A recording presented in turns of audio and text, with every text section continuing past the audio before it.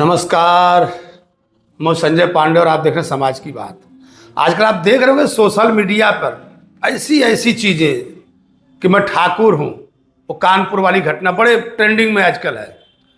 और इसके पहले आपने देखा होगा कि घूसखोर पंडित पिक्चर आई थी, नीरज पांडे की आने वाली थी घूसखोर पंडित। और इसके बाद फिर कहीं आप देख रहे हो कहीं ओबीसी के लोग आगे आ रहे हैं, कहीं एससी के लोग आगे आ रहे हैं, कहीं सवर्ण आगे आ रहे हैं, तो कहीं ब्राह्मण क्षत्रिय। आखिर ये चल क्या रहा है देश में? आखिर क्या यह सरकार के खिलाफ एक टूल किट है या विपक्ष इससे अपना हथियार बनाना चाहता है? कई बातें हैं, लेकिन जो खास हमने कहा है आपसे, मैं कई दिन से लगातार कह रहा हूं, जो जरूरत की बात है वो नहीं हो रही है।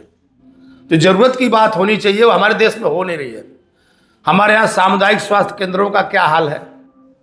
हमारे यहाँ जो प्राइमरी हेल्थ केयर उनका क्या हाल है? हमारे यहाँ जो प्राइमरी स्कूल है उनमें कैसी शिक्षा हो रही है? मिडिल स्कूल है उनके क्या हालात है? नहीं, बिल्कुल नहीं। इन सब बातों पे चर्चा होनी ही नहीं है। और आप देखेंगे कि सदन का समय बर्बाद जा रहा है। और नरवणे की किताब आ गई है कि आखिर प्रधानमंत्री ने आंख में आंख डाल करके क्यों नहीं कहा। तमाम ऐसी बातें। और हमारे देश की जो मीडिया है आप उसमें भी देखेंगे कि अगर आप कहीं डिबेट हो रही तो ऐसे ही मुद्दों पर डिबेट हो रही है। वो ठाकुर वाले मुद्दे पर हो रही है। कुछ लोग अब उसके हिसाब से कमेंट कर शेरनी है, शेर की बच्ची है, ठाकुर है, क्यों नहीं बोलेगी? क्या कोई आरक्षण में उसको मिला है नौकरी? अपने बलबूते लिए बोलेगी, इस तरह कमेंट। और कुछ लोग कहते हैं पंडित ही घूसखोर क्यों? बाकी लोग भी तो नौकरी करते हैं। तो क्या जानबूझ करके पंडित शब्द को इस तरह टारगेट किया गया ताकि समाज में विद्वेष हो, एक तरह का आंदोलन हो? और आपने यूजीसी पर देखा ही कि यूजीसी पर किस तरह से जो है सवर्ण जातियां लामबंद होकर के जगह जगह धरना प्रदर्शन कर रही थी। और वही सेम हालात अब एससी एसटी और ओबीसी। हमने कहा आपसे कि जरूर कहीं ना कहीं एक हथियार के रूप में शायद विपक्ष इस्तेमाल करना चाहता हो। और इससे सबसे बड़ा धक्का अगर किसी को लगा है तो आरएसएस प्रमुख मोहन भागवत जी को। आप देखेंगे कि आरएसएस का जो मिशन है, आरएसएस चाहती है कि जो हिंदुओं की जो जातियां हैं हम उनको एक करके रखें। और जो वामपंथी हैं वो कहीं ना कहीं ये चाहते हैं कि जो हिंदू हैं या हिंदुओं की जो सारी जातियां वो एक ना होने पाए। उनको बार बार याद दिलाया जाए कि देखो आप दलित हो, आपके साथ ब्राह्मणों ने ऐसा किया था, तो क्षत्रियों ने ऐसा किया था। मतलब कई हजार साल की बातें की जा रही है और कुछ हाल में वर्षों की बात नहीं की जा रही है। और आप देखेंगे बार बार उसी में आरक्षण का भी मुद्दा आ रहा है सामने कि भाई आरक्षण में कुछ लोग कह रहे हैं कि सेना में भी आरक्षण होना चाहिए। और बाकी जगहों पर अभी भी मेडिकल में आपने देखा होगा कि मेडिकल में ये हुआ कि नहीं, जो कट ऑफ है वो 0% पे लगेगा। कुछ लोगों का कहना था कि आरक्षण में तो ये माइनस चला जाएगा और पीजी वाले कोर्स पर। तो कई लोग यहाँ तक करेंगे भाई आरक्षण वाले अगर कोई डॉक्टर निकल करके जाएंगे तो हम उनसे इलाज नहीं करवाएंगे। क्या मालूम कौन सी पढ़ाई पढ़ के। तमाम ढेर सारी बातें देश में चल रही है। लेकिन मैं जो कहना चाहता हूँ, मैं बार बार अपने वीडियो में उठा रहा हूँ, इस आवाज़ को उठा रहा हूँ। और मैं तो स्वाति मालीवाल और आम आदमी पार्टी के राघव चड्ढा, इन दो सांसदों से मैं काफ़ी प्रभावित हुआ। क्योंकि इन लोगों ने जो मुद्दा उठाया, जो मिलावट का मुद्दा उठाया, मिलावट का मुद्दा हमारे देश में सबसे आजकल देखा जाए तो जो बीमारी की जड़ है, जो कैंसर कारक है, जो कैंसर हो रहा है तमाम जगह पे आप देखेंगे कि पनीर से लेकर के दूध में पनीर नकली बनाई जा रही है, दूध नकली बनाया जा रहा है, और यहाँ तक कि घी। और आप देखेंगे तो मंदिरों के जो लड्डू हैं वो तो कहीं भी खाने लायक नहीं बचे हैं।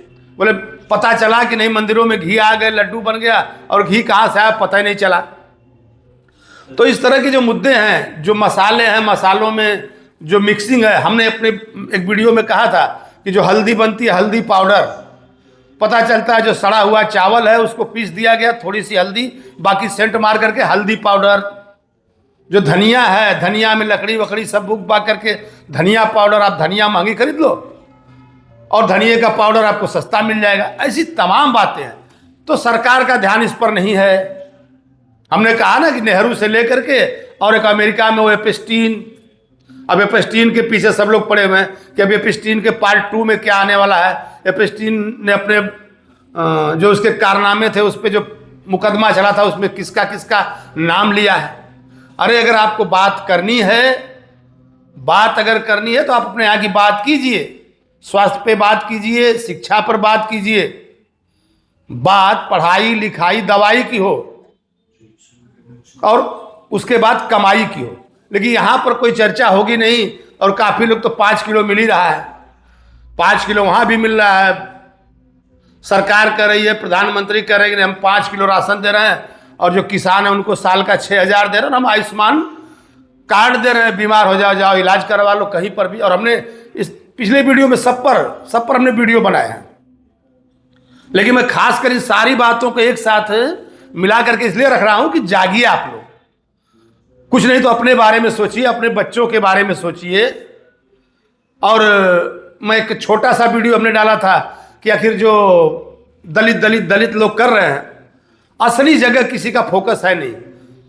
आप आरक्षण ले लो, कुछ भी करो, लेकिन नौकरियां कितनी और आप कामयाब कितने होगे, आप कितने कामयाब होगे अगर आप कोचिंग नहीं कर पाओगे। इतनी बड़ी प्रतिस्पर्धा है चल रही देश में, कोचिंग संस्थान की लाखों फीस है, इतनी ऊंची फीस है, रहने खाने का खर्चा है, सब वहन नहीं कर पाएंगे और सब बच्चे उसको नहीं कर पाएंगे। लोग क्या कर रहे हैं?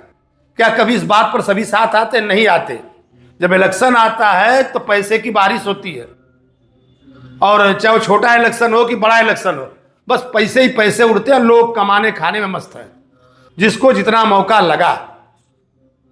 ये सारी देश की समस्याएं हैं और मैं चाहूंगा कि लोग मूल समस्याओं पर ध्यान केंद्रित करें। और आपका नेता अगर आपके पास आता है तो आप उसे पूछिए कि हमारे लिए क्या हुआ, हमारी बातों का क्या हुआ। छोड़िए नरवणे को, छोड़िए एपस्टीन को। आप चाहे ठाकुर है, चाहे ब्राह्मण है, चाहे आप ओबीसी है, चाहे आप दलित है, उस पर बात मत कीजिए। बात आप अपने काम की कीजिए, तब जाकर के कहीं देश की तरक्की होगी और आपकी तरक्की होगी, आपके बच्चों की तरक्की होगी। फिर मैं अपने अगले वीडियो मिलूंगा, तब तक के लिए धन्यवाद।